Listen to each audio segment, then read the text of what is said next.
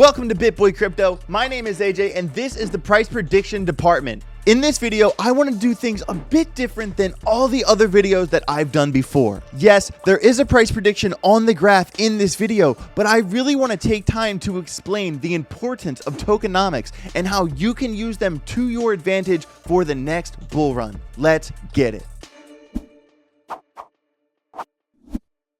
Do you know how so many people are angry at the dollar because of inflation? Well, that is happening right now to a lot of your favorite crypto projects as time goes by. The idea is that you don't want to buy something that will lose value over time because the supply keeps increasing. For example, if you've been holding your money in a bank account for the past 20 years, because of inflation, you have been making a mistake. It's a simple concept, and the coin I'm covering today is a great example on how tokenomics can actually really hurt you if you don't understand the scenario. This is a perfect example on why you really need to do your homework and learn the ins and outs of every coin before you consider buying. For instance, look at the graph.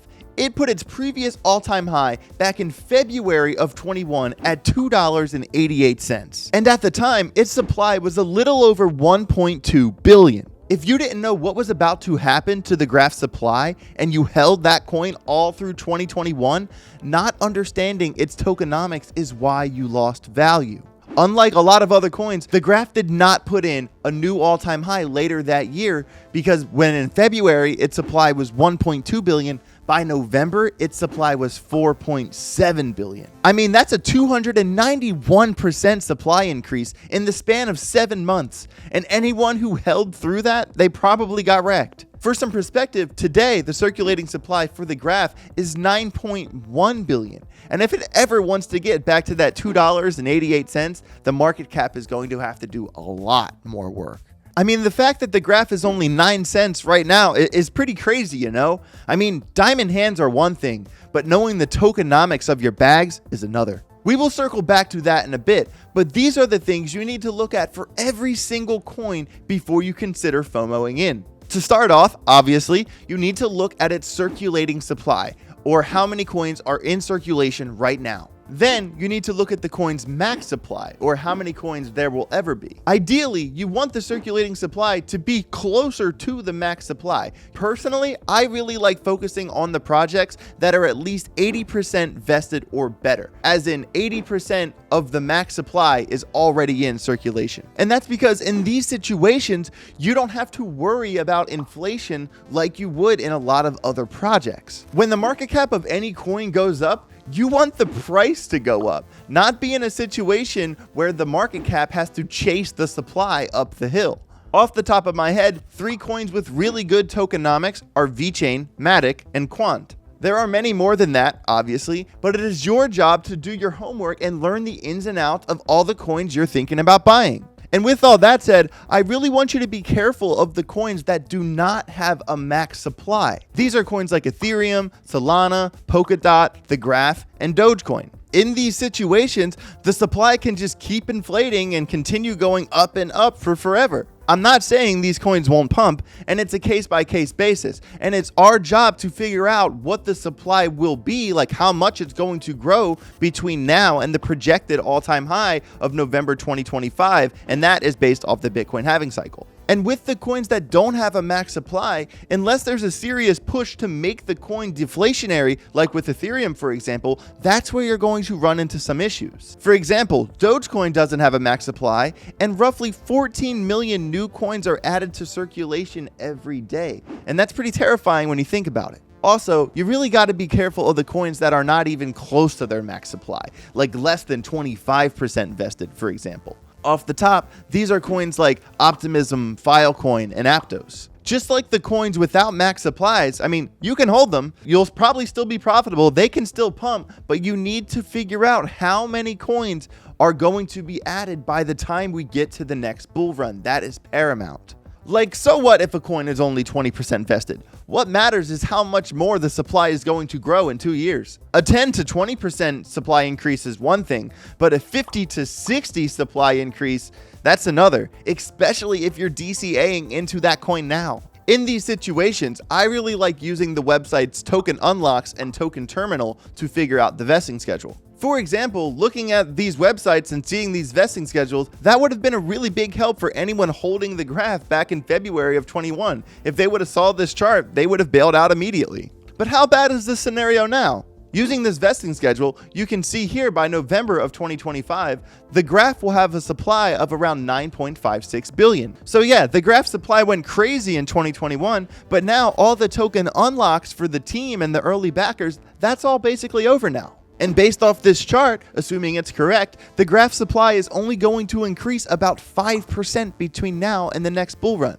That's not as bad of a situation as it was before, and I'm kind of feeling bullish. I mean, you see how the chart right here kind of curves off at the top and it's not going up aggressively like it was before? That's because once the team and all the early backers are paid off, the graph's normal issuance rate is only about 3% and they burn about 1% of the supply every year. Even though the graph doesn't have a max supply, things will be much more calm for the graph's inflation scenario here on out. And this is why learning about tokenomics is so important moving forward. Other things you want to consider are the token allocation, aka the token distribution chart. These are always, the pie charts of which coins go where. This goes to the early backers, this goes to the team, this goes to the stakers, stuff like that. And generally, you want to see the projects that give more of the supply to the people and less to the team and the backers. The graph, for instance, put 57% of the supply to the backers, the early backers, and the team.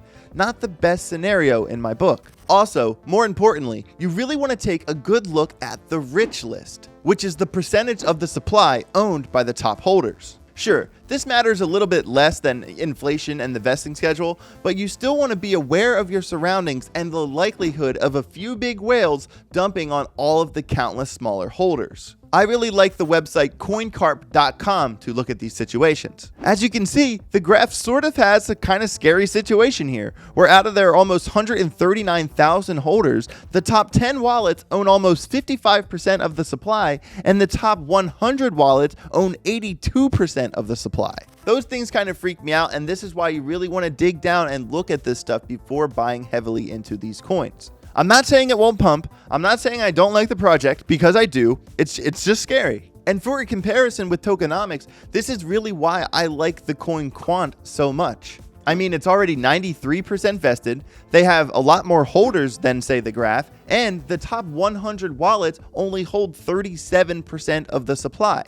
And obviously that's a much better scenario. And I know that this video is a little bit different than all the other ones I've done before, but I wanted to do less of a coin review and really share my secrets with you on why tokenomics are so important and what you really want to look for in a coin. I want to arm you with the right information so you can make an informed decision on the coins you buy. I want everyone here to win, and with that being said, let's take a quick look into the graph and get to the price prediction. So according to their website, the graph is the decentralized protocol that enables easy access to blockchain data. Many will refer to it as an indexing protocol, and some people will call it the Google of blockchain. So when you search for something, Google's search engine indexes the internet for the specific thing you're looking for. Well, the graph is just like that, except it's indexing blockchain data. Think of the internet like a massive library of books, right? And you're looking for one single piece of information. I mean, come on, it's 2023. You're not going to sit there and systematically flip through every page of every book.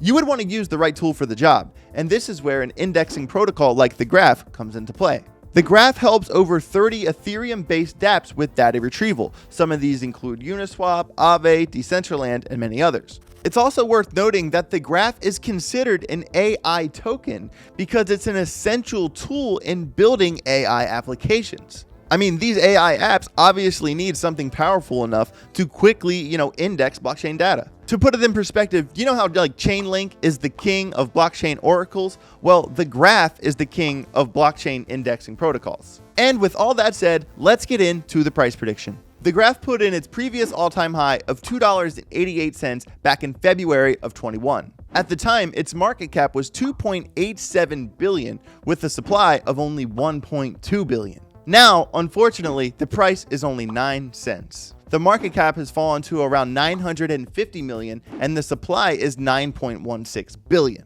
And remember, the equation for price predictions is price equals market cap divided by circulating supply. Remember, earlier in the video, based off the vesting schedule, we determined that the graph supply by November of 25 is going to be 9.56 billion. So we already have the denominator, but what about the numerator? A lot of you know that I really like to use dominance as a gauge to figure out how high a market cap can get. Some of you might remember that last bull run, the total crypto market cap was a little over $3 trillion.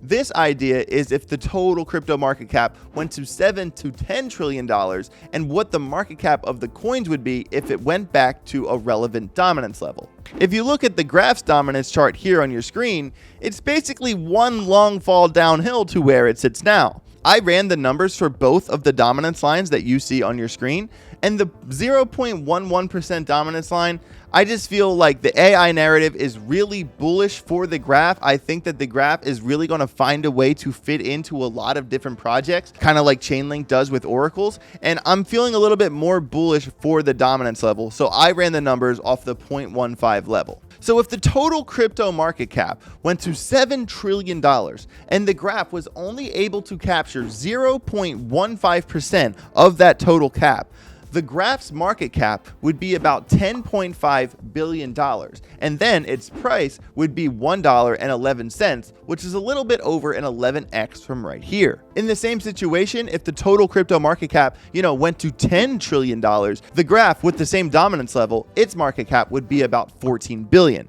And when you run that number with the heightened supply, the graph's price would be about $1.47 or a 15x from here. I always like to run the numbers on the dominance level to see the range of what's possible. But to be honest with you, even though, the graph had a pretty bad tokenomics situation back in the day, and although I really don't like the distribution of the token and the rich list isn't the best, regardless of all that, I still think that the AI narrative for the graph is really going to help it in the next bull run. And with all that being said, my price prediction for the graph is $1.25 to $1.75, where $1.75 is a 19x. And boom, there you go. There's my price prediction for the graph in the books. Let me know down below in the comments, what did you think of my prediction? Was I too bearish? Was I too bullish? Let me know down below. My name is AJWritesCrypto, and have yourself a great rest of your weekend.